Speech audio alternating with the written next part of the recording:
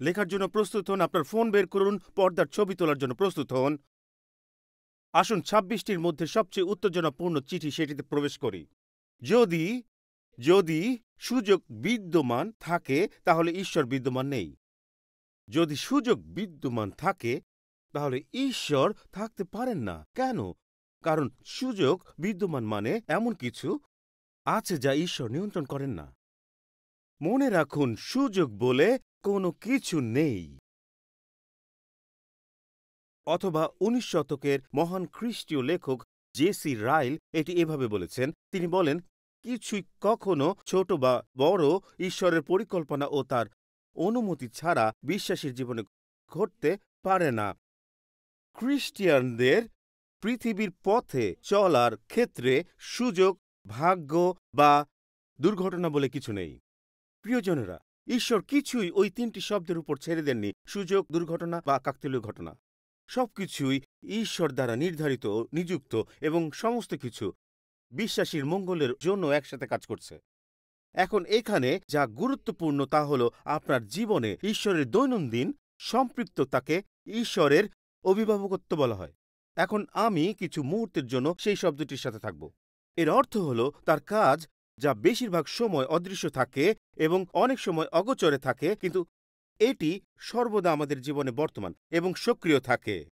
প্রতিদিন আপনি যে ঘটনাগুলোর মুখোমুখি হন, এমনকি আজকেও, সেগুলো আকস্মিক বা দুর্ঘটনামূলক বলে মনে হতে পারে, কিন্তু ঈশ্বর ঘটনাগুলোর পেছনে রয়েছেন। যখন আমি আমার পরিচর্যা শুরু করছিলাম, কোনো এক কারণে আমার মনে এক রাজনীতিবিদদের জীবন অধ্যয়নের প্রতি গভীর আকর্ষণ জন্মেছিল এবং আমি সবসময় অব্রাহাম লিঙ্কনের জীবন পড়তাম এবং অধ্যয়ন করতাম। এবং তার জীবনের অভিভাবকত্বের সবচেয়ে আশ্চর্যজনক গল্পগুলোর মধ্যে একটি ছিল কিভাবে ঈশ্বর এমন কিছু পরিচালনা করছিলেন যা দুর্ঘটনা, আকস্মিক ঘটনা এবং সুযোগের মতো মনে হচ্ছিল, কিন্তু তা আসলে ঈশ্বরের পরিকল্পনা ছিল।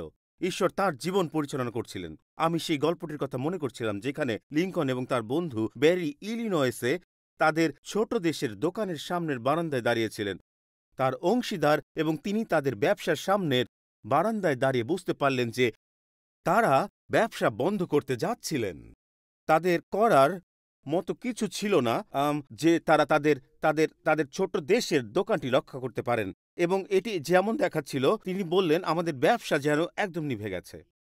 এবং তিনি চালিয়ে গেলেন। তিনি বললেন, তুমি জানো, আমি এতটা চিন্তা করতাম না যদি এই ছোট দেশের দোকানের ব্যাপারটি শেষ হয়ে যেত। লিঙ্কন বললেন, আমি আইন পড়তে চাই।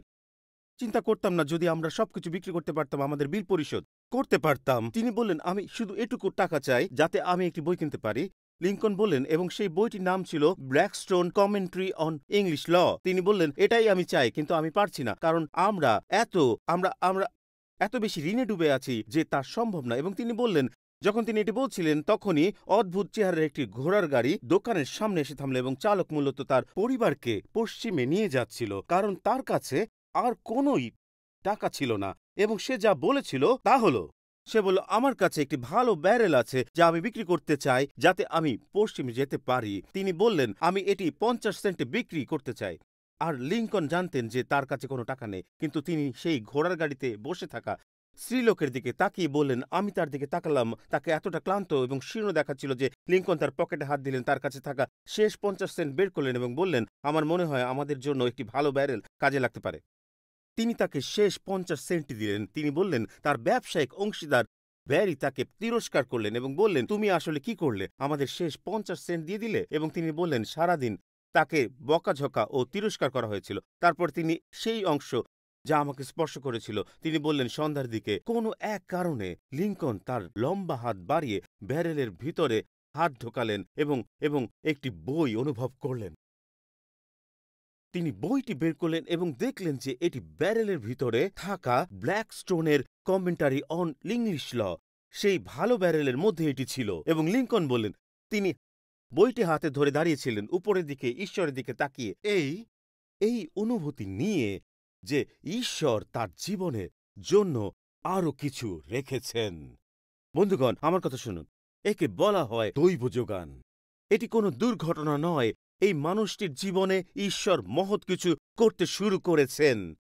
দেখুন, দৈব যোগান হল প্রতিদিন ও প্রতিটি স্থানে ঈশ্বরের সংশ্লিষ্টতা ও পরিচালনা। এটি আমাদের মনে করিয়ে দেয় যে প্রতিটি বিস্তারিত বিষয়, যদিও এটি আজকের নেতৃত্বের দৃষ্টিকোণ থেকে কঠিন মনে হতে পারে, ঈশ্বর স্বয়ং নিয়ন্ত্রণ করছেন এবং এর ফলে আকস্মিক ঘটনা ও সুযোগের ধারণা পুরোপুরি বাতিল হয়ে যায়। অথবা কেউ বলে ঈশ্বর বর্ণনাকে ভালোবাসেন, তিনি সামগ্রিক বর্ণনা ভালোবাসেন। ডেরেক থমাস বলেন, এবং সেই বিশদ বিবরণে যা আমরা উপলব্ধি করি তার দৈব যোগানের হাত তিনি শাসন, পরিচালনা, প্রদান, সংস্থাপন, প্রতিরোধ এবং আশ্চর্যজনকভাবে কাজ করছেন, এবং যা এক দৃষ্টিকোণ থেকে মহাবিপর্যয় মনে হয়, অন্য দৃষ্টিকোণ থেকে দেখা যাবে যে ঈশ্বর তার পরিকল্পনা কার্যকর করছেন, কারণ তিনি আমাদের পক্ষে কাজ করা কখনোই বন্ধ করেন না। আমরা ঈশ্বরকে সম্মান করি যখন আমরা আমাদের ভাষা থেকে ভাগ্য, সৌভাগ্য এবং কাকতালীয় এর মতো শব্দগুলো সরিয়ে দিই এবং এটিকে ঈশ্বরের সার্বভৌম হাত হিসেবে বর্ণনা করি। আমার দিকে এক মুহূর্ত তাকান, আমি ভাগ্যবান নই, আমি খ্রিস্টের মধ্যে আছি, আমার সৌভাগ্য নেই, আমার একজন উত্তম ঈশ্বর আছেন। সুতরাং আমরা আর ভাগ্যের উপর নির্ভর করি না। ও তুমি সৌভাগ্যবান যে তুমি ওই গির্জায় যাও, তুমি সৌভাগ্যবান যে তুমি নিউ ইয়র্কে বাস করো। এটি ঈশ্বরের হাত যা আমাদের জীবনের উপরে রয়েছে।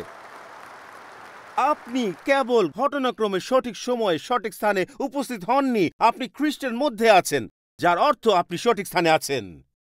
এটাই আমাদের আহ্বান, এটা ঈশ্বর আমাদের করতে বলেছেন। ঈশ্বরের দৈব যোগানের উপর বিশ্বাস রাখা মানে এই বিশ্বাস করা যে ঈশ্বর, এটি মিস করবেন না, আপনার চিন্তায় সম্পর্কহীন ঘটনাগুলোর ধারাবাহিকতা ব্যবহার করে তার উদ্দেশ্য সম্পন্ন করতে পারেন। যেসব বিষয় আপনি মনে করছেন একসঙ্গে যায় না, দেখুন, আমরা সবসময় বুঝতে পারি না ঈশ্বর কি করছেন। এখানে একটি নতুন উপলব্ধি, আপনার তা বুঝতে হবে না।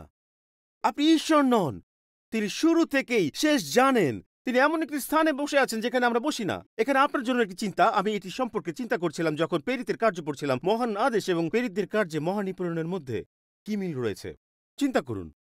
আমি আপনাকে উত্তরটি বলবো, ঈশ্বরের দৈব যোগান। ঈশ্বর আপাত দৃষ্টিতে সম্পর্কহীন ঘটনাগুলোর মাধ্যমে তার উদ্দেশ্য সম্পন্ন করেন। মহানিপীড়ন, মহান আদেশ ব্যাখ্যা করুন পাস্টর টিম। মহানিপীড়ন বিষয়ে শুনুন প্রেরিত 8 অধ্যায় 1 পদ। সেই দিন জেরুসালেমের খ্রিস্টীয় মণ্ডলীর লোকদের উপর ভীষণ অত্যাচার আরম্ভ হল, এবং তারা সবাই জিহুদিয়া ও সমরিয়ার বিভিন্ন অঞ্চলে ছড়িয়ে পড়ল। আমার সঙ্গে এই দুটি স্থানের নাম বলুন, জিহুদিয়া ও সমরিয়া। বাইবেল বলে প্রেরিতরা বাদে সবাই ছড়িয়ে পড়ল। কেন? এদিকে পৌলের ক্ষেত্রে সে শোল গির্জায় মহা উপদ্রব সৃষ্টি করছিল, সে ঘরগুলোতে প্রবেশ করছিল, পুরুষ ও নারীদের টেনে নিয়ে যাচ্ছিল, তাদের কারাগারে দিচ্ছিল। কিন্তু সেজন্য যারা ছড়িয়ে পড়েছিল, প্রথম পদ অনুযায়ী মহা অত্যাচারে যারা ছড়িয়ে পড়েছিল, তারা সর্বত্র ঈশ্বরের বাক্য প্রচার করছিল। তারা কোথায় প্রচার করছিল? ঠিক আছে, সর্বত্র। কিন্তু সর্বত্র বলতে কোন দুটি স্থানে? জিহুদিয়া এবং শুনুন, এটি পরিচিত শোনাচ্ছে, তাই না? এখানে এটি আসছে মহান আদেশ। কিন্তু যখন পবিত্র আত্মা আমাদের উপরে আসবে, তখন আপনারা শক্তি লাভ করবেন এবং আপনারা আমার সাক্ষী হবেন জেরুসালেমে এবং কোথায়? জিহুদিয়া ও সমরিয়া এবং পৃথিবীর প্রান্ত পর্যন্ত। তাহলে ঈশ্বর কিভাবে তাদের জিহুদিয়া ও সমরিয়ায় নিয়ে গেলেন? মহানিপীড়নের মাধ্যমে। তাহলে যা সমস্যা বলে মনে হয় তা আসলে ঈশ্বরের নিজস্ব অভিপ্রায়। যা কিছু নিয়ে আপনি অভিযোগ করতে চান, ঈশ্বর বলেন চুপ থাকো, কারণ আমি দরজা খুলছি যা তুমি কখনোই পারতে না, এমনকি কল্পনাও করতে পারতে না, যদি না আমি অত্যাচারকে মহা আদেশের সঙ্গে এক ধরনের ঠেলে দেওয়া হিসেবে আড়াল করতাম। আপনি যা ভেবেছিলেন এবং ঈশ্বর যা ভেবেছেন তা সম্পূর্ণ ভিন্ন। শুনুন আমার কথা সবাই, কারণ তার পথ আমাদের পথের চেয়ে উচ্চতর। যিশায়া 55 অধ্যায় 9 পদ। তেমনি আমার পথ তোমাদের পথের চেয়ে, আমার চিন্তা তোমাদের চিন্তার চেয়ে অনেক উঁচু। এই উচ্চতর শব্দটির অর্থ মহান্তরও হয়। যখন ঈশ্বর উচ্চতর স্তরে কাজ করেন, তিনি একটি মহত্তর কাহিনী রচনা করেন যা আমাদের কেউই বুঝতে পারি না। আপনি কি বোঝাতে যাচ্ছেন পাস্টরটি? মনে রাখুন, কিছুই সৌভাগ্য নয়, কিছুই কাকতালীয় নয়, কিছুই ঘটনাচক্র নয়। ঈশ্বর কাহিনী গঠন করছেন। তাহলে ঈশ্বর সুসমাচারকে আফ্রিকায় কিভাবে পৌঁছান? ফিলিপ মরুভূমির পথে ছিলেন, যেখানে সাধারণত কেউ চলাফেরা করত না, কিন্তু সেখানে একজন ইথিওপীয় কর্মচারী ছিলেন, যিনি যিশায়া 53 অধ্যায় পড়ছিলেন, যিনি বললেন, আমার কাছে এই অংশ ব্যাখ্যা করার কেউ নেই, যিনি তার রথ চালিয়ে যাচ্ছিলেন এবং প্রথম দীক্ষিত সেবক ছিলেন, তখন সেই মরুভূমিতে সঠিক সময়ে ছিলেন এবং যখন সেই রথ তার পাশ দিয়ে যাচ্ছিল তিনি সেই অংশ ব্যাখ্যা করলেন এবং বললেন, তোমার জল বাপ্তিস্ম গ্রহণ করা উচিত, এবং তখনই সেখানে তা হলো। ঠিক সেই সময় তাকে বাপ্তিস্ম দেওয়ার জন্য সেখানে একটি জলাশয় ছিল। এটি কোনো দুর্ঘটনা নয়, এটি ছিল ঈশ্বরের অভিপ্রায়। যিশু বিশ্রাম নিতে সমরিয়ার একটি কুয়োর কাছে এসেছিলেন এবং সেখানে এমন এক নারী ছিলেন যিনি পুরো শহরের জন্য যিশুকে বিশ্বাস করার চাবিকাঠি হয়ে উঠবেন। যোসেফের জীবনের কথা ভাবুন। মিথ্যাভাবে ধর্ষণের অভিযোগে মিশরে তার কাজে নিযুক্ত করা হয় এবং কারাগারে পাঠানো হয়, যা মনে হচ্ছিল দুর্ভাগ্য। সেই কারাগারে ফোরনের 2 কর্মচারী উপস্থিত ছিলেন যারা স্বপ্ন দেখেছিলেন এবং যাই হোক, যোসেফ জানতেন কিভাবে স্বপ্নের ব্যাখ্যা দিতে হয়। তিনি এটি কোনো মণ্ডলীর উপাসনা থেকে বা ওয়েবসাইট থেকে বা স্যুট পরে করেননি, বরং তাকে এটি কারাগারেই করতে হয়েছিল। তাই তিনি স্বপ্নের ব্যাখ্যা দেন এবং সেই লোকেরা ফোরনকে জানান যে কারাগারে একজন স্বপ্নের ব্যাখ্যাকারী আছে। তারপর যা ঘটে সেটি হলো, ফোরন স্বপ্ন দেখলেন, তারা যোসেফকে ডেকে আনলেন এবং যোসেফ শেষ পর্যন্ত প্রধানমন্ত্রী হয়ে উঠলেন। দেখুন বন্ধুরা, কি আশ্চর্য বিষয় এখানে ঘটেছে। ঈশ্বরের ক্ষেত্রে কোনো কাকতালীয় ঘটনা নেই। তাহলে কিভাবে টাইমস স্কয়ার চার্চ দৈব যোগান হলো? ডেভিড উইলকারসন নিউ ইয়র্ক শহরে এসেছিলেন। তিনি এসেছিলেন সেই বিচার কার্যের জন্য যেখানে কিছু যুবক সেন্ট্রাল পার্কে পোলিও আক্রান্ত 15 বছর বয়সী এক ছেলেকে হত্যা করেছিল। যখন তিনি আদালতে প্রবেশ করতে চাইলেন তখন তারা তাকে আদালতে ঢুকতে দিল না, কিন্তু ঘটনাক্রমে তার বাইবেল ধরে থাকা একটি ছবি তোলা হয় আদালতের বাইরে এবং ঘটনাক্রমে সেই ছবিটি নিউ ইয়র্ক সিটির দৈনিক পত্রিকায় প্রকাশিত হয় এবং ঘটনাক্রমে এটি মাউস গ্যাংয়ের সদস্যদের নজরে আসে, যার অংশ ছিল নিকি ক্রুজ। এবং ডেভিড উইলকারসন ভেবেছিলেন যে তিনি ঘটনাক্রমে সেখানে ড্রাগনদের জন্য ছিলেন, কিন্তু ঈশ্বর ঘটনাক্রমে তাকে সেখানে রেখেছিলেন নিকি ক্রুজের জন্য, যাতে টিম চ্যালেঞ্জ শুরু হয় এবং শেষ পর্যন্ত টাইমস স্কয়ার চার্চ প্রতিষ্ঠিত হয়।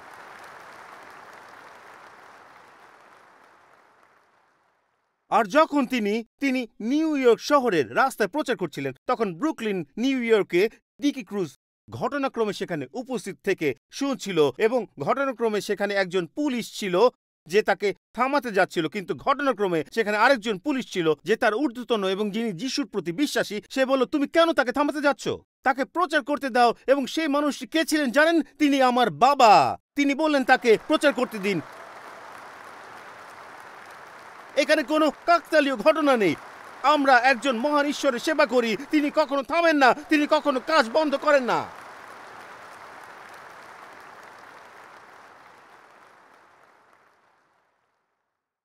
ডেভিড উইলকারসন লিংকন টানেলে যানজটের কারণে তার গ্লাভ কম্পার্টমেন্ট পরিষ্কার করছিলেন, যা প্রচার ক্যাসেট দিয়ে ভরা ছিল।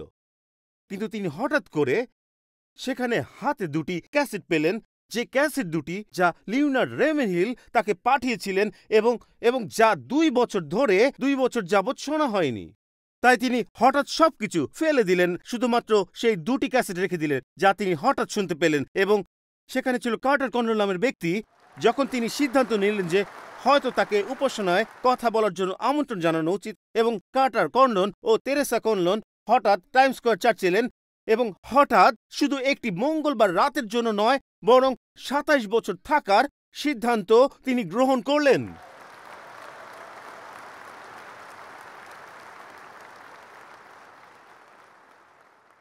এখানে কোনো সুযোগ নেই। যদি আপনি সুযোগে বিশ্বাস করেন তাহলে ভেগাসে যান। আপনি কি বলছেন?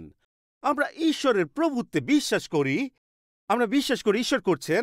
জানেন, আমি কখনো এই কথা বলিনি, কিন্তু এখন আপনাদের কাছে বলছি আমি কখনো এটা বলিনি। সুতরাং এই মুহূর্তে সবাই ফোন বের করে রেকর্ড করতে শুরু করুন, কারণ আপনি যা ইচ্ছে পোস্ট করুন।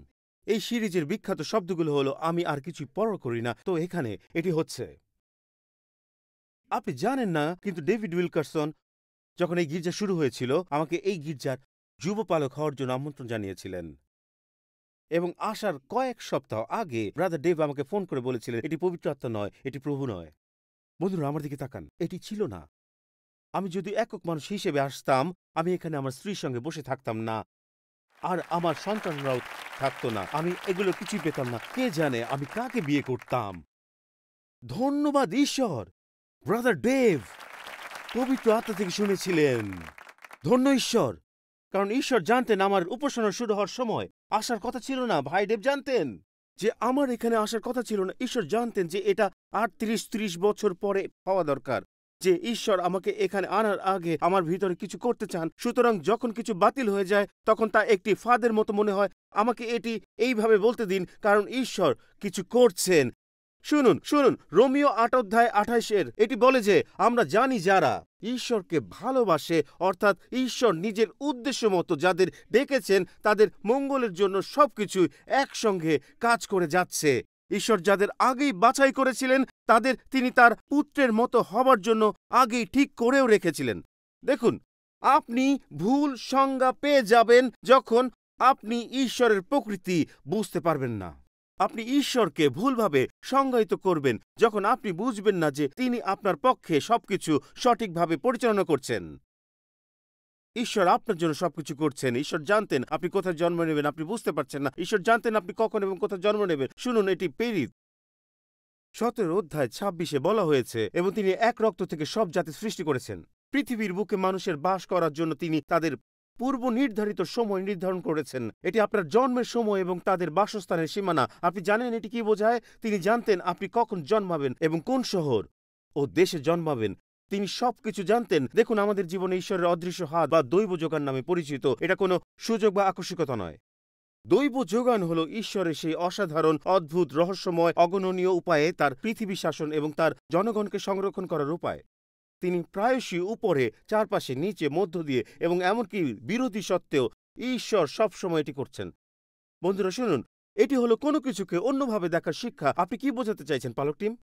এটি একটি ট্রাফিক জ্যাম মনে হতে পারে। তা হয়তো ঈশ্বর আপনাকে ধীর গতিতে চালাচ্ছেন যেন আপনি কোনো বিপজ্জনক কিছু এড়িয়ে যেতে পারেন। প্রস্তুত? এখন প্রস্তুত হন যারা একা আছেন। যেটি বিচ্ছেদ হিসেবে চিহ্নিত হতে পারে, সেটা হয়তো ঈশ্বর আপনাকে একটি ভয়ানক বিবাহ থেকে রক্ষা করছেন। এটা ভালো পালক টিম।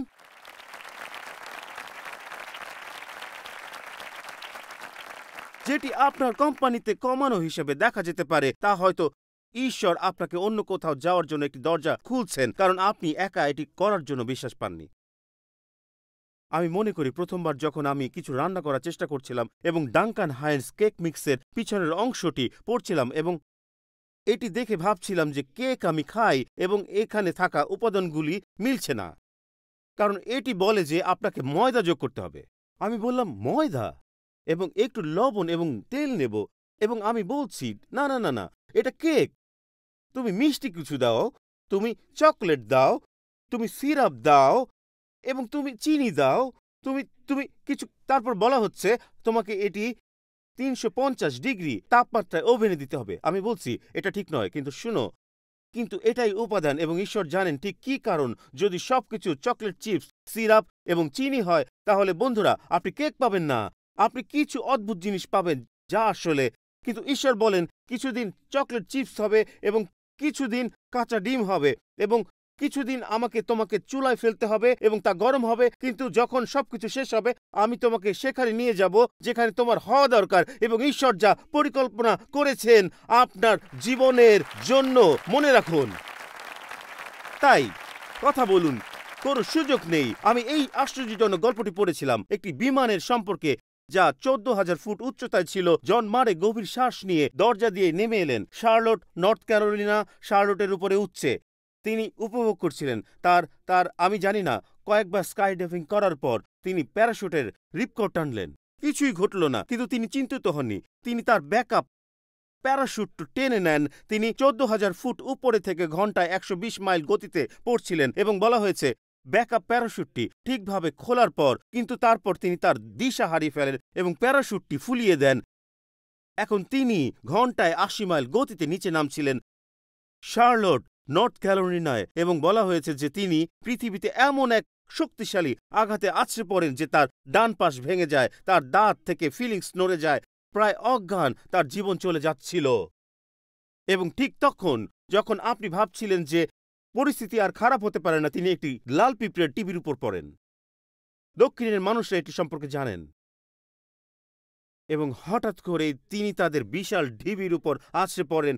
তিনি বলেছেন যে শেষ পর্যন্ত যখন তিনি সেখানে পড়েছিলেন, তার শরীরে 2000টি পিঁপড়ার দংশন ছিল এবং তিনি বেঁচে গিয়েছিলেন। এবং ডাক্তার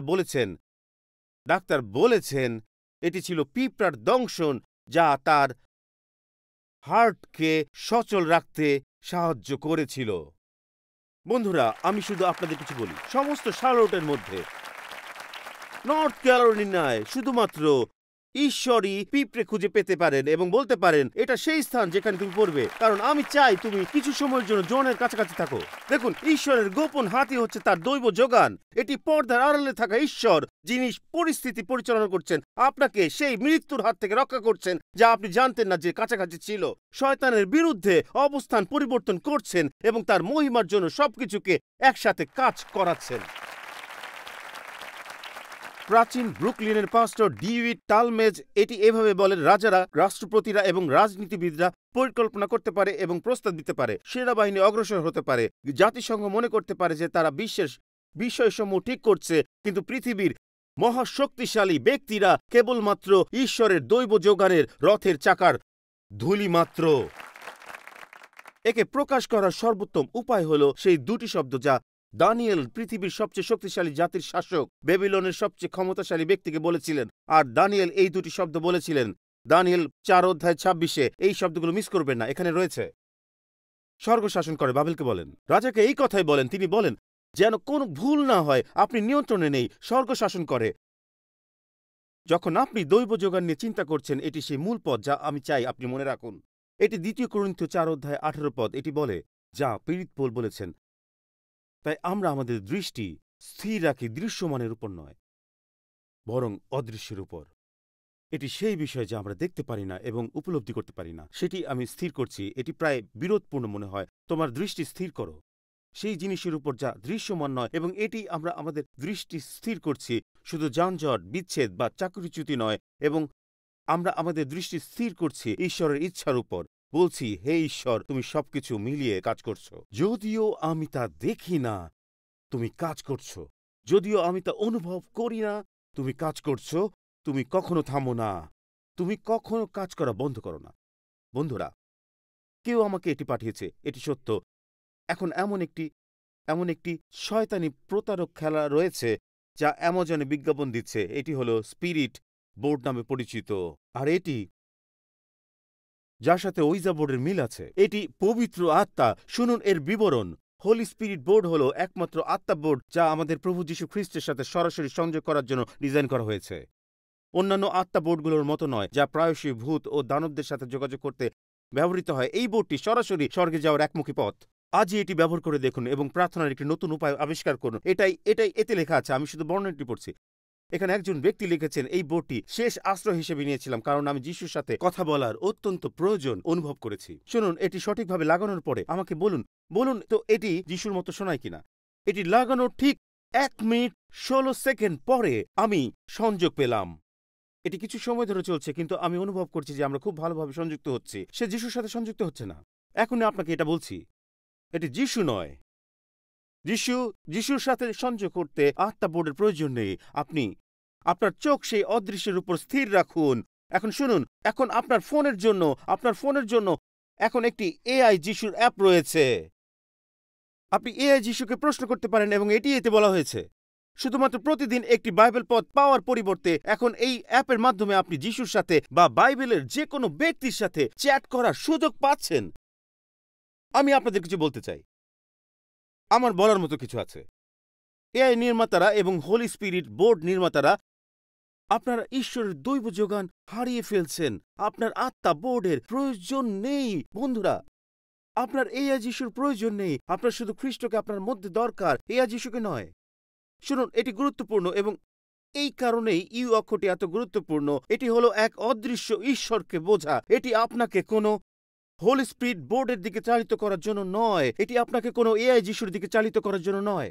এটি আপনার দৃষ্টি স্থির করার জন্য, যা অদৃশ্য, বা যেমন রোমিও 11:33 বলে, ঈশ্বরের ধন অসীম, তার জ্ঞান ও বুদ্ধি কত গভীর, তার বিচার ও তার সমস্ত কাজ বোঝা অসম্ভব। কিন্তু কোনোভাবে এআই যিশু আপনাকে সবকিছু বলে দেবে যা আপনার জানা দরকার। বন্ধুগণ, এটি অত্যন্ত হাস্যকর, কারণ কারণ এতে আপনি যা হারাচ্ছেন তা হলো ঈশ্বরের পরিকল্পনা ও উদ্দেশ্য। তিনি আপনার জীবনে যা কাজ করছেন তা, যিনি এর প্রতিষ্ঠাতা বা অগ্রদূত ছিলেন, তার উদ্দেশ্য কি? বিশ্বের যৌন পাচারের বিরুদ্ধে লড়াই শুরু হয়েছিল প্রায় ৮০ বছর আগে মহান মিশনারি এমি কারমাইকেলের মাধ্যমে। তিনি এর বিরুদ্ধে সংগ্রাম করেন। তিনি ভারতের ছিলেন।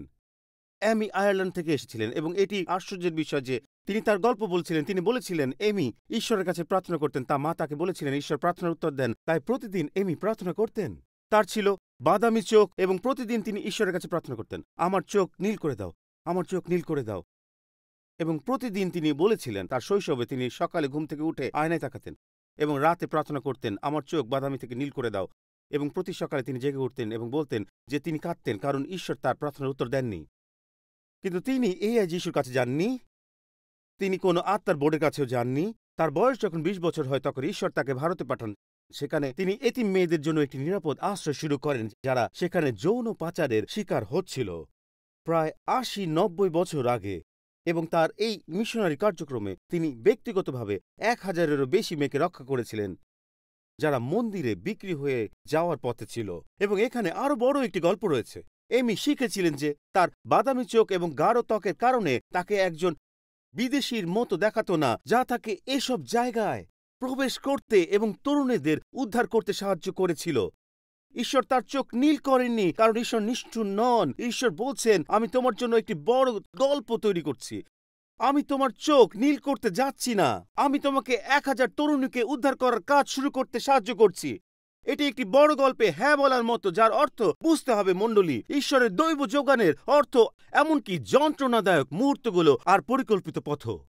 ঈশ্বরের সবই পরিচালনা করছেন। দেখুন, কাকতালীয় ঘটনা কেবল ঘটে যায়, আমরা এতে বিশ্বাস করি না। দৈব যোগান হলো যা ঈশ্বরের দ্বারা পরিচালিত হয়, এবং এখানেই ঈশ্বর এটি কার্যকর করতে শুরু করেন। এখন আপনাকে একটি সংক্ষিপ্ত যাত্রায় নিয়ে যেতে চাই পরবর্তী ১৫-২০ মিনিটের জন্য, তারপর আমরা শেষ করব। আর জানেন তো সমাপ্তি মানে কি? কিছুই নয়। তো এখানে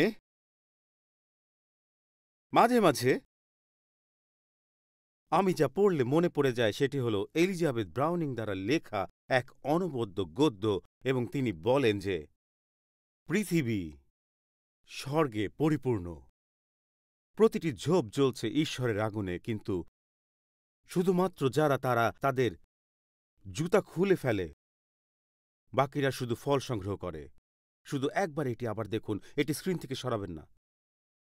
পৃথিবী স্বর্গে পরিপূর্ণ, যার মানে ঈশ্বর সর্বদা কাজ করছেন, কখনোই কাজ করা বন্ধ করেন না। কিন্তু তিনি বলেন কেবল যারা তাদের জুতা খুলে ফেলে এবং বুঝতে পারে যে ঈশ্বর কিছু করছেন, তারাই এটি উপলব্ধি করে। এবং কখনো কখনো আমি নিজেকে ফল সংগ্রহ করতে দেখি, যখন আমার দেখা উচিত ছিল ঈশ্বর কি করছেন। কখনো কখনো আমি ফল সংগ্রহ করছি এবং ঈশ্বর বলছেন, দেখো আমি এখানে, আমার হাত এখানে, আঙুলের ছাপ এখানে, দেখো ঈশ্বর কি করছেন।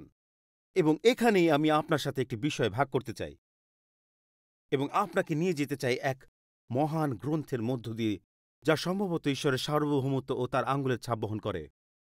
তাই আমি আপনাকে অনুরোধ করব এক মুহূর্ত থামতে। এখানে কোনো ফল সংগ্রহ করা নয়। আমি আপনাকে নিয়ে যাব বাইবেলের এমন একটি বইয়ের দিকে যা আপনাকে এই জ্বলন্ত ঝোপগুলো দেখতে সাহায্য করবে। আপনার কর্মস্থলে, আপনার জীবনে, আপনার অ্যাপার্টমেন্টে, আপনার প্রতিবেশীতে, যেখান থেকে আপনি এটি দেখছেন, Nigeria, Sweden, Netherlands, Croatia, Honduras, ঈশ্বর আপনাকে এটি দেখতে সাহায্য করবেন। তাই আমি আপনাকে একটি যাত্রায় নিয়ে যাব, তারপর শেষ করব। আমি আপনাকে বাইবেলের একমাত্র বইটির কাছে নিয়ে যাব যেখানে ঈশ্বরের নাম উল্লেখ নেই, কিন্তু ঈশ্বর প্রতিটি অধ্যায়ে রয়েছেন, এবং এটি ইস্টেরের বই। আপনি কি জানতেন যে ইস্টেরের বইতে ঈশ্বরের নাম একবার উল্লেখ করা হয়নি?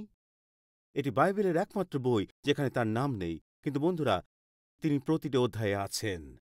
তিনি সর্বত্র বিরাজমান। এটি ঈশ্বরের সার্বভৌমত্ব, এটি ঈশ্বরের অদৃশ্য হাত যা কাজ করছে এবং এক মুহূর্তের জন্য থেমে থাকেনি প্রথম অধ্যায় থেকে 10ম অধ্যায় পর্যন্ত। কিন্তু আমি আজ এখানে থাকা একজন ব্যক্তির জন্য বলতে চাই, অনেকের জন্য বলতে চাই, ইস্টারের বই এমন একজন ব্যক্তির গল্প যিনি একজন অখ্রিস্টীয় পরিবেশে কাজ করেন এবং বাস করেন। এটা মনে হয় যে বাইবেলের সবচেয়ে বড় দৈব যোগানের কাহিনীগুলো হলো বিশ্বাসীরা শক্তিশালী অবিশ্বাসীদের সাথে কাজ করছে, যাদের মধ্যে আছেন যোসেফ, দানিয়েল এবং ইস্টার। আপনি হয়তো আজ এখানে বসে আছেন, হয়তো আপনি ওয়াল স্ট্রিটে কাজ করেন, হয়তো আপনি জাতিসংঘে কাজ করেন, হয়তো আপনি ব্রডওয়েতে বা বিনোদন শিল্পে কাজ করেন, হয়তো আপনার নিজস্ব ব্যবসা আছে, আপনি আইন নিয়ে কাজ করছেন অথবা চিকিৎসার জগতে কাজ করছেন, আপনি যদি বিশ্ববিদ্যালয়ে পড়াচ্ছেন, যেখানেই হোক, অথবা আপনি যদি হতে পারে কোনো খুচরা বিক্রয়ের দোকানে কাজ করছেন, সেটা স্যাক্স ফিফথ এভিনিউতে হোক বা ডুয়েন রিডে, সেটা গুরুত্বপূর্ণ নয়। আমরা অধিকাংশই অবিশ্বাসীদের সাথে কাজ করি। এটি হচ্ছে আপনার বই, ইস্টেরের বই আপনার জন্য। যোসেফের জীবন আপনার গল্প। ইস্টের, যোসেফ এবং দানিয়েল এটি আমাদের মনে করিয়ে দেয় যে আপনি হয়তো আপনার কর্মস্থলে তার নাম শুনতে পাবেন না, কিন্তু আমি আপনাদের বলছি ঈশ্বর সেখানে আছেন, ঈশ্বর আপনার সঙ্গে আছেন। এটি খুব গুরুত্বপূর্ণ। এখানে আমি যা বলতে চাই, দয়া করে এটি বুঝতে চেষ্টা করুন। আমি আপনাকে এক ঝড়ের মতো ভ্রমণে নিয়ে যাব। যখন আপনি ঈশ্বরের দৈব যোগান নিয়ে ভাবছেন, তখন এটি বুঝতে হবে। শুধু এক মুহূর্তের জন্য থামুন, ফল সংগ্রহ বন্ধ করুন এবং শুনুন। ঈশ্বর চিন্তা করেন। দৈব যোগান মানে হচ্ছে, এখানে মনে রাখবেন, ঈশ্বর সবসময় বৃহত্তর গল্পের কথা ভাবেন। এমন নয় যে শুধু আপনার ব্যক্তিগত স্বাচ্ছন্দ্য অথবা সমৃদ্ধির কথা নয়। ও, আমি জানতাম এটি আপনাদের কিছুটা বিরক্ত করবে, কিন্তু আমি চাই যে আপনারা এটি বোঝেন। ঈশ্বরের একটি বড় পরিকল্পনা আছে যা শুধু আমাদের ক্ষুদ্র কাহিনীর বাইরে। আমি এটি ব্যাখ্যা করব। এর অর্থ হলো, যখন ঈশ্বর আপনাকে আশীর্বাদ করেন, আর আমি জানি ঈশ্বর অনেককে আর্থিকভাবে আশীর্বাদ করেছেন, তিনি এটি শুধু আপনাকে ধনী করার জন্য করছেন না। তিনি এটি করছেন না শুধুমাত্র আপনাকে সম্পদশালী করার জন্য। এটি আপনার ছোট গল্প, কিন্তু ঈশ্বরের জন্য একটি বড় গল্প আছে, ঠিক আছে? কিছুক্ষণ পর আপনারা আমেন বলবেন। তিনি ইস্টের রানী বানাচ্ছিলেন না শুধুমাত্র এই কারণে যে তিনি সমস্ত নারীদের মাথায় মুকুট পরাতে চান। শুনুন, তিনি তাকে রানী বানাচ্ছিলেন কারণ একটি গণহত্যার পরিকল্পনা করা হচ্ছিল যা পুরো জিহুদু জাতিকে নিশ্চিহ্ন করে দিতে পারত, এবং ঈশ্বর পারস্যের রাজার পাশে একজন জিহুদিকে বসাতে চলেছিলেন একটি গণহত্যা থামানোর জন্য।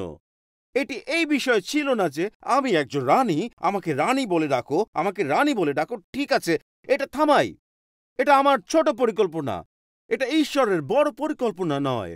এটা আপনার মাথায় মুকুট রাখার জন্য নয়, এটা ঈশ্বরের বড় পরিকল্পনার জন্য আপনাকে সম্পদ দেবার ব্যাপার।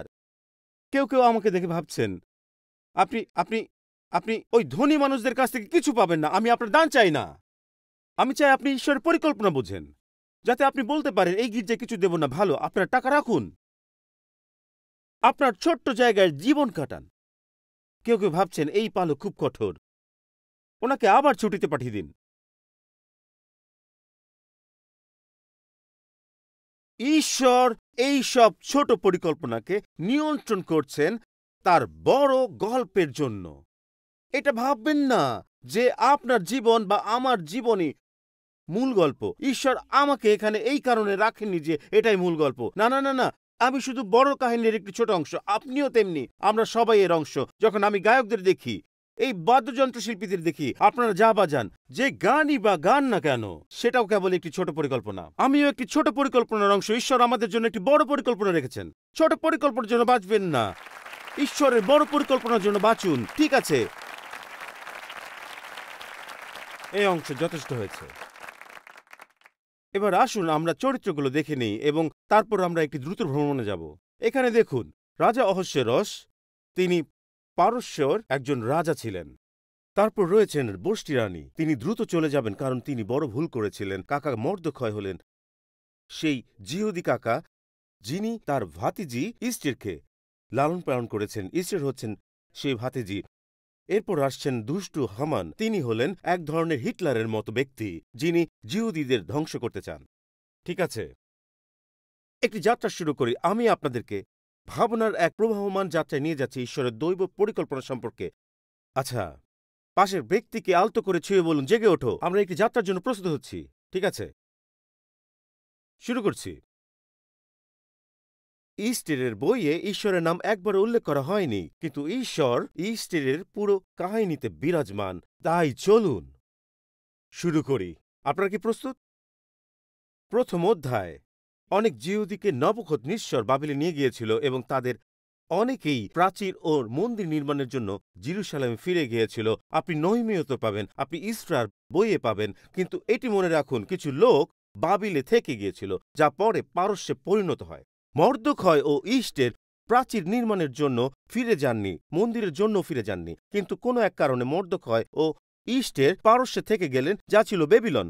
ব্যাবিলন পারস্যে পরিণত হয় যখন তারা বিজিত হয়। পারস্যের রাজা হলেন অহস্যেরস। তাই অহস্যেরস একটি ভোজের আয়োজন করেন এবং তার রানী বষ্টিকে আমন্ত্রণ জানান, কিন্তু তিনি আসতে অস্বীকার করেন। বাইবেল বলে 12 পদে, বষ্টির রানী রাজার আদেশ মানতে অস্বীকার করলেন।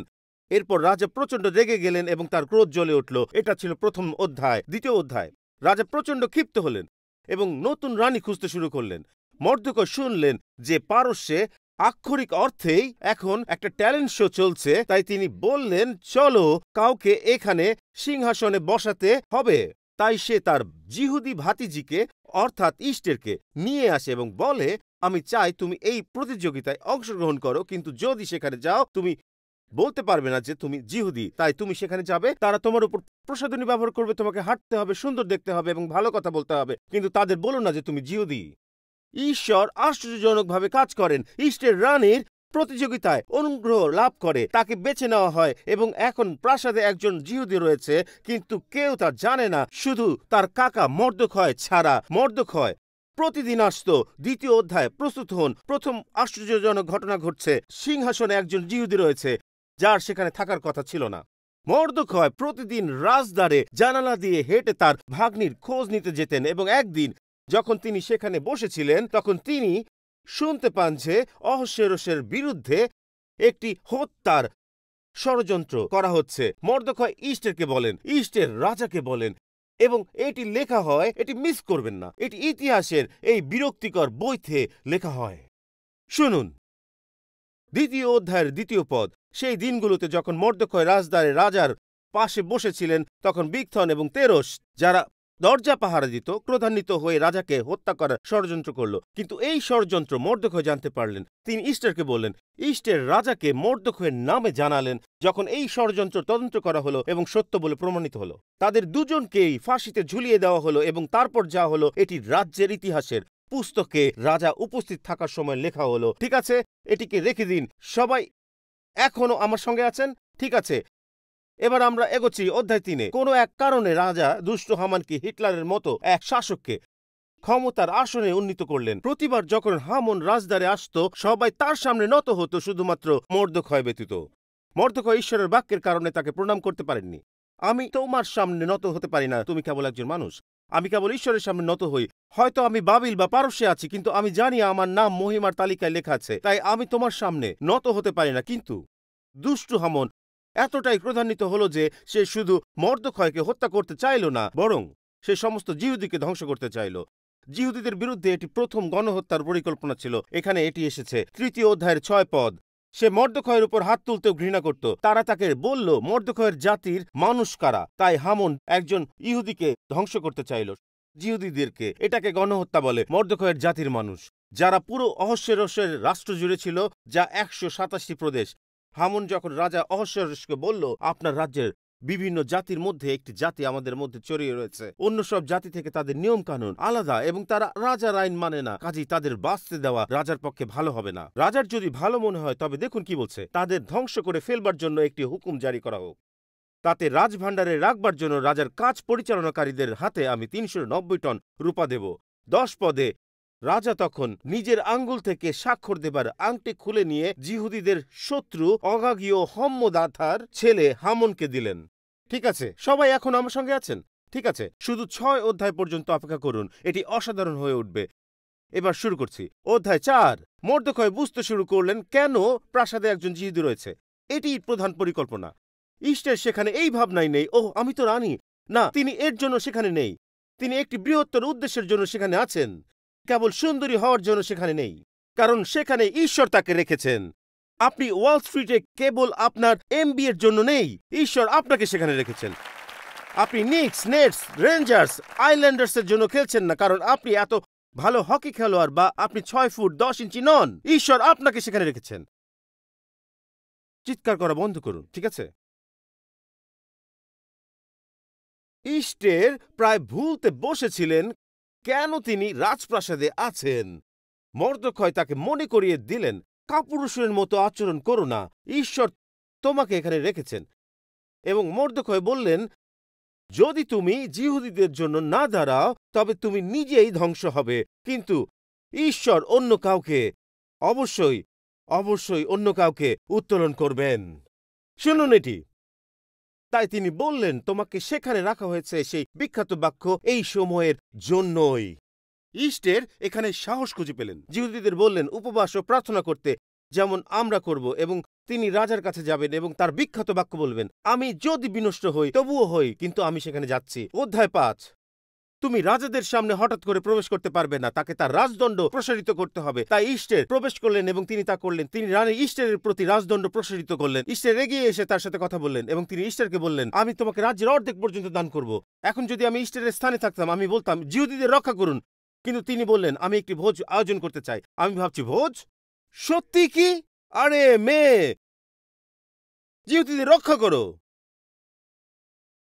কিন্তু সে বলল, আমি আপনার এবং হামনের জন্য একটি ভোজ আয়োজন করতে চাই।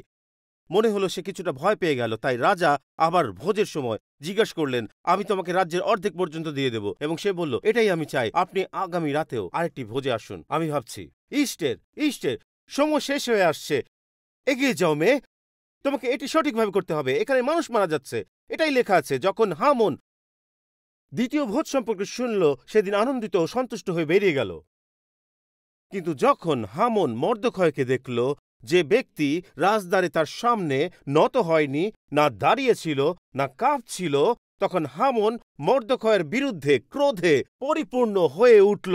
হামন নিজেকে সংযত করল, যদিও সে তার বাড়িতে গেল, তার বন্ধু ও স্ত্রী সেরসকে ডেকে পাঠালো।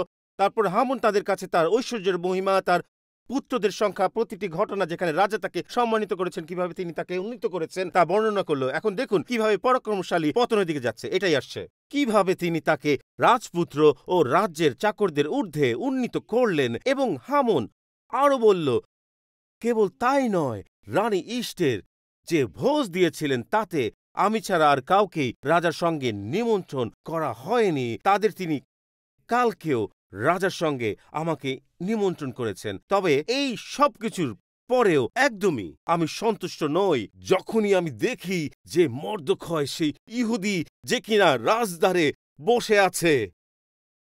আর স্বামীরা, স্ত্রীদের কথা শুনুন। আর সেরস তার স্ত্রী এবং তার বন্ধুরা বলল, 50 হাত উঁচু ফাঁসির কাঠ বানাও। সকালে রাজাকে বলো যেন মর্দখয়কে তাতে ফাঁসি দেওয়া হয়। তারপর আনন্দের সঙ্গে রাজাসহ ভোজে যাও। এবং পরামর্শটি হামনের পছন্দ হলো, তাই সে ফাঁসির কাঠ নির্মাণ করল। প্রস্তুত হন। এখন অধ্যায় 6 আসছে। ও যিশু, ঠিক আছে, আপনাদের হাত প্রস্তুত রাখুন, সাবধান হন, প্রস্তুত হন। সবকিছু শুরু হয় অনিদ্রা ও একটি নির্ঘুম রাত দিয়ে। এখানে আসছে রাজা নির্ঘুম। অধ্যায় 6-এ তিনি ঘুমোতে পারছিলেন না। তার কাছে নাইকুইল পিএম ছিল না, কিংবা ল্যাভেন্ডার এসেন্সিয়াল অয়েলও ছিল না, কান বা বড় আঙ্গুলে মাখার মতো কিছুই ছিল না। আর তাই তিনি বললেন, রাজপ্রাসাদে সবচেয়ে একঘেয়ে বইটি আমার কাছে নিয়ে আসো। তারা 5 বছর পুরনো একটি বই নিয়ে এলো, যার নাম ছিল বংশাবলী। তারা 5 বছর পুরনো একটি বই নিয়ে এলো এবং রাজা অহস্যরস বললেন, আমাকে পড়ে শোনাও 5 বছর আগে কি ঘটেছিল। ও, এটা বলছি, এখনই বলছি, এখন মনে রাখুন। তারা 5 বছর পুরনো একটি বই পড়তে বসলো এবং এটাই লেখা ছিল, সেই রাতে রাজা ঘুমোতে পারছিল না, তাই তিনি আদেশ দিলেন, এখানে এটি সেই অপরিহার্য সুগন্ধি তেল, ঘটনাপুঞ্জির বই আনো, রাজ্যের ইতিহাস এবং আমাকে পড়ে শোনাও, আমাকে ঘুম পাড়াও। এবং সেখানে লেখা পাওয়া গেল, মর্দখয় যা জানিয়েছিল বিগথন এবং তেরস সম্পর্কে, তারা রাজ্যের দ্বাররক্ষী ছিল এবং যারা রাজাকে হত্যা করার পরিকল্পনা করেছিল, তখন রাজা বললেন কি সম্মান এবং কি সম্মান বা মর্যাদা মর্দখয়কে দেওয়া হয়েছে। রাজাকে সেবা করা চাকররা বলল কিছুই করা হয়নি তার জন্য। বন্ধুগণ শুনুন, তাই আমাকে শুধু এটুকুই বলতে দিন, যদিও মানুষ ভুলে গিয়েছিল কিন্তু ঈশ্বর ভুলে যাননি। আবার বলছি, তাই রাজা বললেন সেখানে কেউ আছে, কেউ কি প্রাঙ্গণে ঘোরাঘুরি করছে? তাই রাজা বললেন দরবারে কে আছে? তারা বলল হামন, সে মাত্র দরবারে প্রবেশ করেছে। এটিকে বলা হয় ঈশ্বরের দৈব যোগান।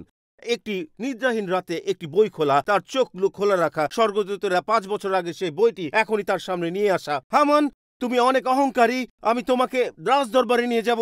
যখন রাজা রাতে ঘুমাতেও পারছে না। দেখুন বন্ধুগণ, এখন হামন সবেমাত্র রাজপ্রাসাদের বাইরের প্রাঙ্গণে প্রবেশ করেছিল রাজার সাথে কথা বলার জন্য। যে লোকটি তার প্রাণ রক্ষা করেছিল তাকে সেই ফাঁসির কাঠে ঝুলিয়ে দেওয়ার জন্য, যা সে তার জন্য প্রস্তুত করেছিল। রাজার কর্মচারীরা বলল দেখুন, হামন দরবারে দাঁড়িয়ে আছে। আর রাজা বললেন তাকে ভিতরে আসতে দাও। এখন সবাই শুনুন, আমি বলছি, আমাকে আমার উপকাহিনীর বিষয়ে সাহায্য করতে দিন। যদি মর্দখয়ের কাছ থেকে উপকাহিনী হতো, ওহ তুমি রাজাকে রক্ষা করেছ, এখানে একটি প্রশংসাপত্র, একটি পদক এবং রাজাকে বাঁচানোর জন্য অলিভ গার্ডেনের $50 একটি উপহার কার্ড পেত। বন্ধুগণ, আপনাদের মধ্যে কেউ কেউ বসে আছেন এবং খুব কষ্ট পাচ্ছেন, কারণ আপনাদের চাকরিতে অন্য কেউ সম্মানিত হয়েছে, অন্য কেউ পদোন্নতি পেয়েছে এবং আপনি ভাবছেন আপনাকে ভুলে যাওয়া হয়েছে। মর্দখয়কে 5 বছর ধরে ভুলে যাওয়া হয়েছিল। ঈশ্বর বললেন আমি তোমাকে অলিভ গার্ডেনের উপহারের কার্ড দিচ্ছি না, আমি তোমাকে সামান্য প্রশংসাপত্র দিচ্ছি না, আমি তোমাকে এক জাতিকে রক্ষা করার জন্য প্রস্তুত করছি। তাই এইভাবে বসে থাকবেন না এবং বলবেন না ওরা আমাকে স্বীকৃতি দেয়নি, তারা ওখানকার বিলিকে দিল যে কিছুই বোঝে না। আর আপনি ভাবতে থাকেন ঈশ্বর বলছেন আমি নিয়ন্ত্রণে আছি, আমি কাজ করছি। যখন তুমি অনুভব করো না, আমি তখনও কাজ করছি। এমনকি যখন তুমি দেখতে পাও না, আমি তখনও কাজ করছি। ও যিশু, আরো বলছি। তাই রাজা বললেন কে এই অঙ্গনে ঘোরাফেরা করছে? আর হামুন সেখানে দাঁড়িয়ে আছে রাজাকে মর্দখয়কে ফাঁসিতে ঝোলানোর কথা বলার জন্য। আর রাজা চান তাকে সম্মানিত করতে। এখন বলছি, তখন হামন ভিতরে এলো এবং রাজা তাকে বললেন কি করা উচিত। মর্দখয়ের নাম পর্যন্ত উল্লেখ করলেন না। যে ব্যক্তিকে রাজা সম্মানিত করতে চান তার জন্য কি করা উচিত? তখন হামন নিজের মনে বলল, ওহ, দুষ্ট লোকেরা যখন নিজের সঙ্গে কথা বলে তখন তা কখনো ভালো হয় না। এরপর সে ভাবতে লাগলো রাজা কাকে সম্মানিত করতে চাইবেন, কে আছে আমার চেয়ে বেশি? তখন হামান এরপর সে ভাবতে লাগলো রাজা কাকে সম্মানিত করতে চাইবেন। তখন হামন বলল এটা দারুণ বিষয়, কে আছে আমার চেয়ে বেশি? যে ব্যক্তিকে রাজা সম্মানিত করতে চান তার জন্য রাজকীয় পোশাক আনা হোক। যে পোশাক রাজা পরেছেন এবং যে ঘোড়ায় রাজা চড়েছেন তার মাথায় রাজকীয় মুকুট রাখা হয়েছে, তা নিয়ে আসা হোক এবং সেই পোশাক ও ঘোড়াটি তার কাছে হস্তান্তর করা হোক। তাকে রাজ্যের সর্বশ্রেষ্ঠ রাজকীয় যুবরাজদের দিয়ে সেই ব্যক্তিকে সাজানো হোক যাকে রাজা সম্মানিত করতে চান। এটি খুব খারাপ দিকে যাচ্ছে এবং তাকে ঘোড়ায় চড়িয়ে শহর প্রদক্ষিণ করানো হোক। এই ঘোষণা করতে করতে রাজা যাকে সম্মানিত করতে চান তার জন্য এই রূপ করা হবে। এখানে দেখুন, রাজা হামনকে বললেন পোশাক আনো, সেই ঘোড়া আনো এবং এটি সেই জিহুদির জন্য করো। তিনি বললেন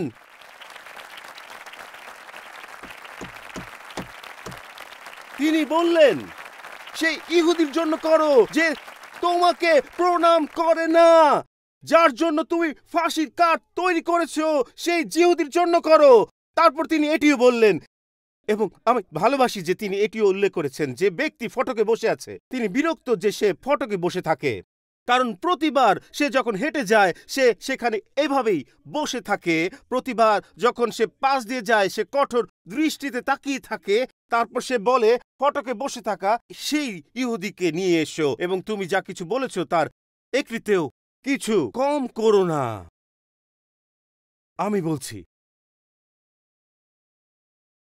তাহলে হামন পোশাক ও ঘোড়া নিল, মর্দখয়কে সাজিয়ে শহরের মধ্য দিয়ে ঘোড়ায় চড়িয়ে নিল।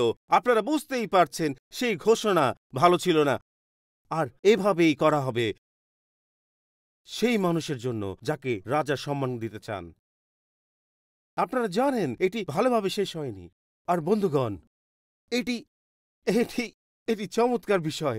এবং তারপর এই সব কিছুর পর আমি চাইতাম আমি যদি তার মুখ দেখতে পারতাম, আমি যদি সেখানে থাকতে পারতাম। কারণ বাইবেল বলে সে দৌড়ে বাড়ি গেল এবং কাঁদতে শুরু করলো। যখন সে তার স্ত্রীর কাছে কাঁদছিল, আমি বিশ্বাস করতে পারছি না তারা সম্মান দিচ্ছে আমাকে। ঠিক তখনই ইস্টের একজন দূত পাঠিয়ে তাকে বলল, তোমাকে রাজসভায় ফিরে আসতে হবে এই মুহূর্তেই। সে সে তখন রাজসভায় পৌঁছায়। 7ম অধ্যায়ের সঙ্গীত শিল্পীরা আসো।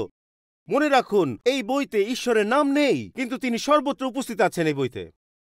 তারপর রানী ইস্টার বললেন, যদি আমি আপনার দৃষ্টিতে অনুগ্রহ পেয়ে থাকি, এটি 2য় বৈঠক, আর যদি রাজার তা গ্রহণযোগ্য হয়, তবে আমার প্রাণ আমাকে দেওয়া হোক আমার আবেদন হিসেবে, এবং আমার জাতিকে দেওয়া হোক। আমাদের বিক্রি করে দেওয়া হয়েছে এবং আমিও আমার জাতি ধ্বংস, হত্যা, নিশ্চিহ্নের পথে। এবং এখন যদি আমাদের কেবল দাস ও দাসী হিসেবে বিক্রি করে দেওয়া হতো, তবে আমি নীরব থাকতাম। কিন্তু এই রকম কষ্টের কথা মহারাজকে জানানো উচিত হতো না। তখন রাজা অহস্বরস বললেন, কে সে? সেই লোকটি কোথায়? এমন কাজ করতে কার সাহস হয়েছে? তখন ইস্টার বললেন, সেই বিপক্ষ ও শত্রু হলো এই দুষ্টু হামন। তখন হামন রাজা ও রানীর সামনে প্রচন্ড রকম ভয় পেল। আর 9 পদে তখন হরবোনা নামে রাজার একজন সেবাকারী বলল, দেখুন, সত্যি কেউ একজন ফাঁসির খুঁটি বানিয়েছে। কে এই ফাঁসির কাঠ তৈরি করেছিল? হামান তা তৈরি করেছিল। কার জন্য? তারপর কেউ বলে কেউ ওখানে একটি ফাঁসির কাঠ তৈরি করেছে। আমার একটা ধারণা আছে, চলো তাকে ওখানেই ফাঁসিতে ঝুলিয়ে দিই। 10 পদে হামন যে ফাঁসি কাঠ মর্দখয়ের জন্য তৈরি করেছিল, লোকেরা তার উপরে তাকেই ফাঁসি দিল। এরপর রাজার রাগ পড়ল। হামনকে যে ফাঁসি কাঠে ফাঁসি দেওয়া হলো সেটি মর্দখয়ের জন্য সেই তৈরি করেছিল। বন্ধুগণ, আমি এটা এখানেই শেষ করছি। পদ 4 অধ্যায় 4 থেকে 10। এখন মর্দখয় রাজার আংটি পেয়েছে। জিহুদীদের আত্মরক্ষার জন্য একটি আদেশ দেওয়া হয়েছে। এতে বলা হয়েছে মর্দখয় সে জিহুদী। আমি এটা ভালোবাসি। বারবার বলা হচ্ছে সেই জিহুদী রাজা অহস্যরসের পরে 2য় স্থান অধিকার করেছিল, জিহুদীদের মধ্যে মহান ছিল এবং স্বজাতিদের অনুকম্পা লাভ করেছিল, যে তার জাতির মঙ্গলের জন্য কাজ করেছিল, সমগ্র জাতির কল্যাণের কথা বলেছিল। বন্ধুগণ, এটি ঈশ্বরের মহাপরিকল্পনা। এটাই ঈশ্বর। 10 অধ্যায়ে একটি বৃহত্তর পরিকল্পনায় নিজেকে প্রকাশ করেন। ঈশ্বরের ভাগ্যক্রমে রানী হননি বা সৌভাগ্যের কারণে এই স্থান পাননি। মর্দখয় পারস্যে থেকে যাননি শুধুমাত্র এটি ভালো ব্যবসায়ী সিদ্ধান্ত ছিল বলে। ঈশ্বর তাদের ক্ষুদ্র পরিকল্পনাগুলোকে এক বিশাল পরিকল্পনার অন্তর্ভুক্ত করেছিলেন। তুমি একটি সমগ্র জাতিকে উদ্ধার করতে চলেছ। তুমি এক গণহত্যা থামিয়ে দেবে। আমি তোমাকে রানী করব। আমি তোমাকে দ্বিতীয় ক্ষমতাশালী করব। আমি তোমাকে সঠিক স্থানে স্থাপন করব এবং যা কিছু মানুষ তোমার ক্ষতি করার জন্য পরিকল্পনা করেছে, আমি তা তাদের উপরে ফিরিয়ে দেব, কারণ আমি তোমার পক্ষে কাজ করছি। আমার সঙ্গে দাঁড়ান। হালেলুয়া! ও, যখন আমি দেখি না তখনও তুমি কাজ করছো। যখন আমি অনুভব করি না তখনও তুমি কাজ করছো। তুমি কখনো থামো না। তুমি কখনো থামো না। আমি আমি ক্লান্ত।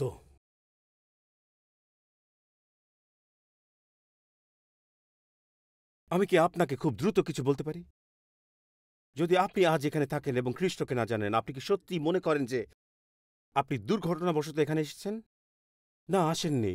কেউ কেউ আজ এখানে বসে ভাবছেন, আমি বিশ্বাস করতে পারছি না যে আমি এই উপাসনায় আসতে রাজি হয়েছিলাম। ওই ব্যক্তি সবার উপর থুতু ছিটাচ্ছেন, তিনি ঘামে ভিজে যাচ্ছেন, তিনি তাদের উপর চিৎকার করছেন যাদের টাকা আছে, তিনি এসবই করছেন।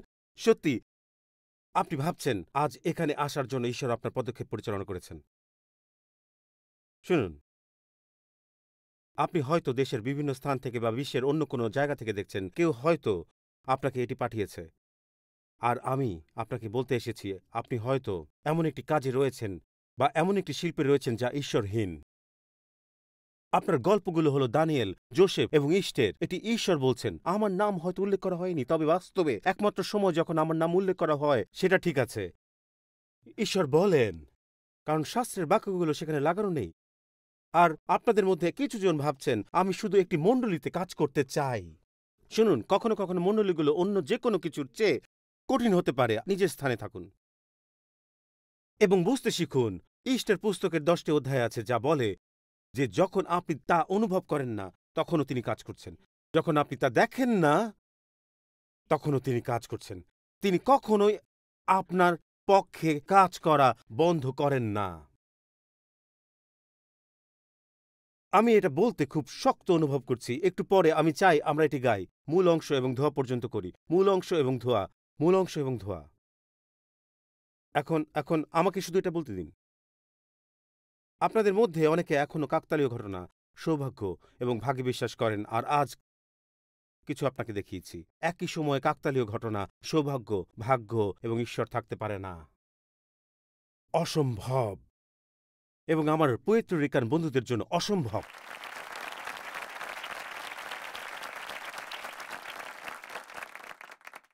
পারে না, পারে না, এটা অসম্ভব। আর আপনাদের মধ্যে অনেকে ভাবছেন সৌভাগ্য, সৌভাগ্য। আমি খ্রিস্টানদের এটা বলতে শুনেছি। একবার আমি কোথাও কথা বলতে যাচ্ছিলাম আর একজনকে পেলাম যে একটি মণ্ডলীতে জন্মেছিল এবং বড় হয়েছিল প্রায় 30 বছর। কি সৌভাগ্য! আপনি কে এবং কোন মণ্ডলীতে যান? আমরা ভাগ্যে বিশ্বাস করি না। যে জায়গায় আপনি থাকতে চান তা হলো খ্রিস্টের মধ্যে। যখন আপনি খ্রিস্টের মধ্যে থাকেন, আপনি সঠিক জায়গায় এবং সঠিক সময় থাকেন। এটাই সত্য। আর আপনাদের মধ্যে কিছু অনেকে চেষ্টা করছেন আপনার জীবন, সৌভাগ্য, ভালো কপাল এর উপর নির্ভর করে চলতে। শুধু মানুষের সাথে ভালো আচরণ ফিরে আসবে, এটি অযৌক্তিক। যিশুর জন্য বাঁচুন, আপনি সবসময় সঠিক স্থানে থাকবেন। কিন্তু আপনাদের মধ্যে কেউ কেউ আজও ঈশ্বরের সাথে সম্পর্ক রাখেন না। তাই আমি শুধু তাদের কথা বলতে চাই যারা মনে করে যে সুযোগ, সৌভাগ্য, ভালো কপাল তাদের যা আছে তা দিয়েছে। আর আমি আপনাদের বলছি, দেখুন, আমার দিকে দেখুন, তা দেয়নি। আপনি শুধুমাত্র সৌভাগ্য বা ভাগ্যের কারণে ফোর্ডহ্যাম বিশ্ববিদ্যালয় বা নিউ ইয়র্ক বিশ্ববিদ্যালয়ের অধ্যাপক নন। বাইবেল বলে ঈশ্বর ধার্মিক এবং অন্যায়কারীদের উপর রাজত্ব করেন। তিনি দেন এবং ঈশ্বর নিয়ে নেন। আমি আপনাদের বলবো, সিন্ডি এবং আমি একদিন আপনাদের একটা গল্প বলবো কিভাবে আমরা জানতে পারলাম যে ঈশ্বর দেন এবং নেন। তিনি দেন কখনো কখনো। ভালো, এটা আরেকটি গল্প। কিন্তু যদি আপনি আজ এখানে থাকেন, আমি আপনাদের বলতে চাই এখনই সময় ঈশ্বরকে আপনার জীবনে পাওয়ার এবং সৌভাগ্য, সুযোগ, অপ্রত্যাশিত ঘটনাগুলোর উপর বাঁচা বন্ধ করুন। ঈশ্বর আছেন। আপনি হয়তো অন্য কোনো দেশ থেকে, অন্য কোনো জায়গা থেকে এসেছেন। আপনি হয়তো এখানে এসেছেন কারণ ম্যানহাটনের কোনো স্থানীয় হোটেলের প্রহরী হয়তো আপনাকে বলেছিল। আপনি বলেছিলেন একটি কয়ারের গান শুনতে চাই। আপনি এসেছেন কিন্তু ফিরে যেতে পারেননি। আপনার মনে হয়েছে যেন আপনার পায়ে সীসার ভারী জুতা রয়েছে। আপনি বের হতে পারেননি। এবং যখন আপনি চলে যাওয়ার চেষ্টা করেন তখন আপনার স্ত্রী বলে, না, আমরা থাকছি। আর ঈশ্বর আপনাকে ডাকছেন। বাইবেল বলে আজই পরিত্রাণের দিন, যার অর্থ হলো আপনার জীবনে ঈশ্বরকে গ্রহণ করুন।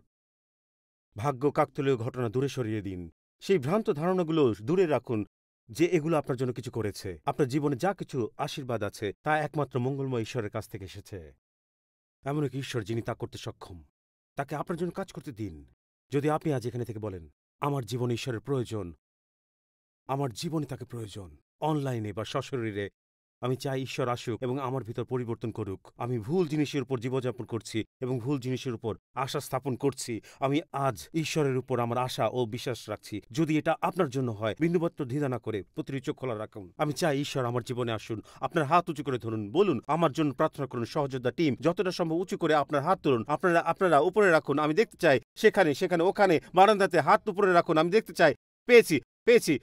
এখন আমি আপনাদের হাতে কিছু করতে বলবো। আরেকটি বার হাত উঁচু করুন, যতটা সম্ভব উঁচু করুন। আমি বলতে চাই, আমি নিশ্চিত করতে চাই যে আমি প্রতিটি তুলে ধরা হাত দেখছি, প্রতিটি তুলে ধরা হাত দেখেছি। পেয়েছি পেয়েছি, ঠিক আছে। এখন আমি আপনাকে যা করতে বলবো তা হলো ঈশ্বরের ইচ্ছার ঘোষণা করা। আমি এখানে এই বার্তা শুনতে এসেছি। বারান্দাতে যারা আছেন তারাও অনেক কিছু নিতে চলেছে।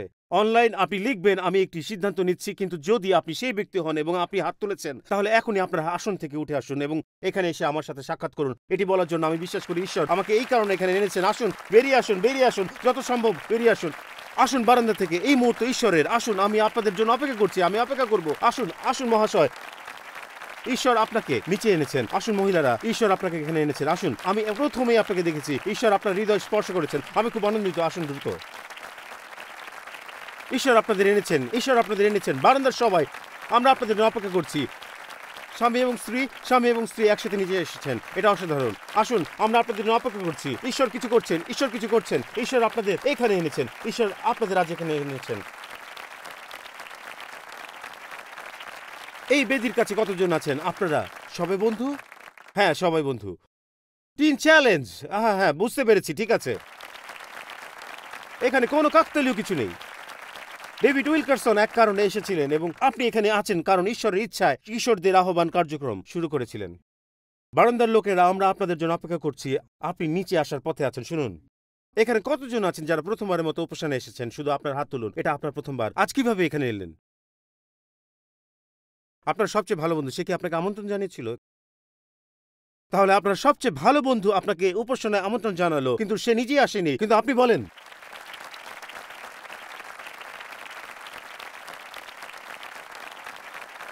ঈশ্বর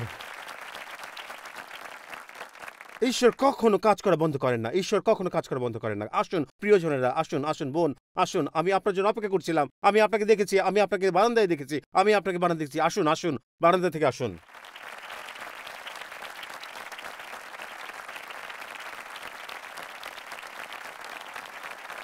আপনাদের সবাইকে দেখে আমি খুব আনন্দিত। আমি খুব খুশি যে আপনারা নিচে নেমে এসেছেন। আসুন বারান্দার সবাই, শুনুন, জাতীয় স্টেডিয়ামে আপনাদের সবচেয়ে শেষ সারির উৎসাহী দল বলা হয় যারা সবচেয়ে দূরে বসে থাকেন, কিন্তু শুনুন, আমি সেই মানুষদের সবচেয়ে বেশি ভালোবাসি। আমাদের বারান্দা অসাধারণ এবং আমরা আপনাদের জন্য অপেক্ষা করব। আমরা খুব আনন্দিত যে আপনারা এখানে এসেছেন।